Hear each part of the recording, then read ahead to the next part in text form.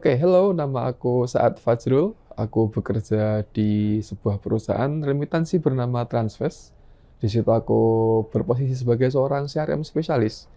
Di situ kami bergerak untuk membantu orang-orang yang memiliki kebutuhan untuk mengirim uangnya ke luar negeri ke lebih dari 50 negara menggunakan platform kami. Kurang lebih seperti itu.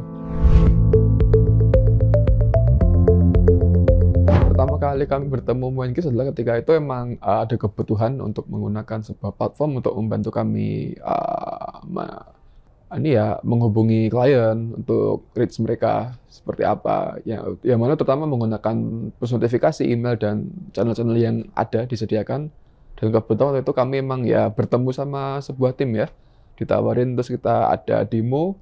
Terus ketika kita melakukan demo dan ternyata oke, aku suka sih kayak apa fitur yang disediakan, bagaimana laporannya yang oke juga, terus tampilannya menarik. Terus ya bagaimanapun dengan berbagai pertimbangan akhirnya kami putuskan untuk oke, sepertinya ini perlu dicoba dan ternyata sudah setahun lebih telah menggunakan Moenkis dan ya ini membantu kami dalam banyak hal. Oke, sebelumnya kami sempat menggunakan platform serupa Moenkis yang lain sebelumnya. Waktu itu emang kebetulan emang ada platform yang digunakan, terus kebetulan waktu itu emang kayak ada beberapa hal sih yang membuat kurang puas ya, kurang lebih seperti itu. Kurang puas ya dalam arti dari tim lokalnya tidak cukup responsif ketika kami punya pertanyaan, tidak cukup bisa membantu kami pun ketika dari timnya menjawab pun tidak begitu menjawab persoalan kami. Jadi emang itu akhirnya membuat kami berpikir ulang bahwa sepertinya kerjasama antara kami atau yang mana tim sebelumnya, platform sebelumnya, seperti tidak bisa diteruskan karena ya dengan halangan-halangan yang ternyata cukup mengganggu, akhirnya ya kami putuskan buat oke, mari kita coba explore yang lain dan ketemu dengan Moenkis.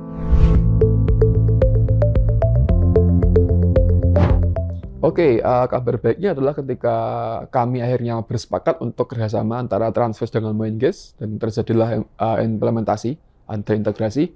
Dan di situ aku sangat terkesan ya bagaimana emang diperlihatkan bagaimana implementasinya itu tidak hanya teknisnya tapi juga emang estimasi waktu. Yang mana itu sangat membantu sih menurutku kayak ketika kita melihatnya, untuk yang poin ini cukup sehari, poin ini 2 hari. Jadi dengan itu kita bisa mengestimasikan juga berapa sih waktu yang emang harus kita alokasikan dari segi developer, dari segi kami juga, dari yang menjadi penghubung dengan developer ke Moenkis, itu harus bertindak seperti apa. Ya, kurang lebih seperti itu.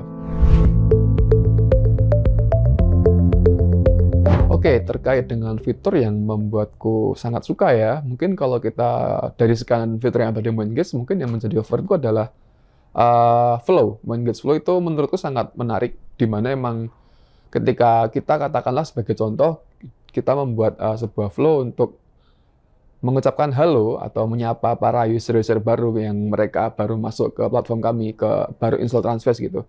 Ketika kami harus melakukan sesuatu segalanya secara manual, itu akan repot di mana ya ketika katakanlah ada user yang install aplikasi kami ya jam 4 pagi gitu.